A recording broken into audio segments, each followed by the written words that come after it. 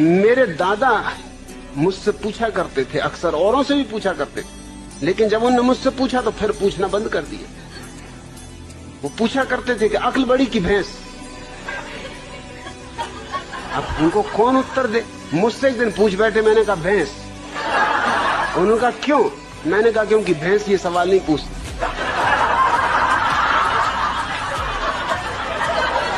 ये खुजली तुम्हारी अक्ल में ही चलती। भैंस तो बिल्कुल परमहंस दशा में।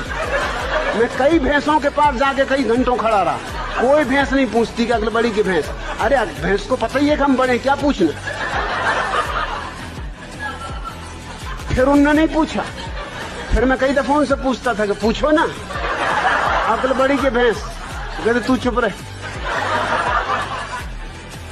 वो मुझे कहीं नहीं ले जाते थे, वो बड़ा सत्संग करते थे, महात्माओं के पास जाते थे। वो जब भी जाए मैं बैठे ही रहता था कि आया मैं भी, कि नहीं तू ले जाने नहीं, तू कुछ ना कुछ उल्टी सीधी बात कह दे।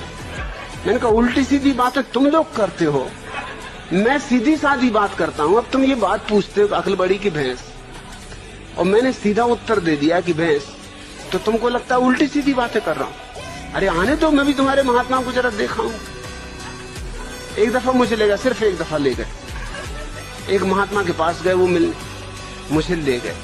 महात्मा की उम्र रही हो कोई 30 साल, मेरी उम्र रही होगी मुझसे कोई 15 साल, और मेरे दादा की उम्र रही कम से कम 60 साल। महात्मा ने उनसे कहा आओ बच्चा बैठो।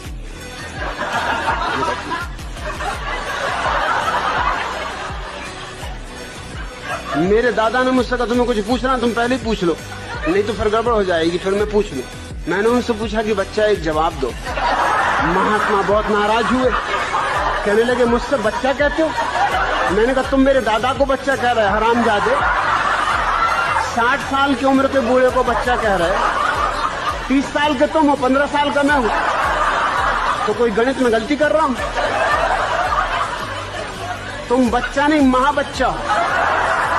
मेरे दादा ने मुझे फौरन बाहर निकाला, तू जा भैया, तू घर जाओ, कभी मेरे साथ मत आना।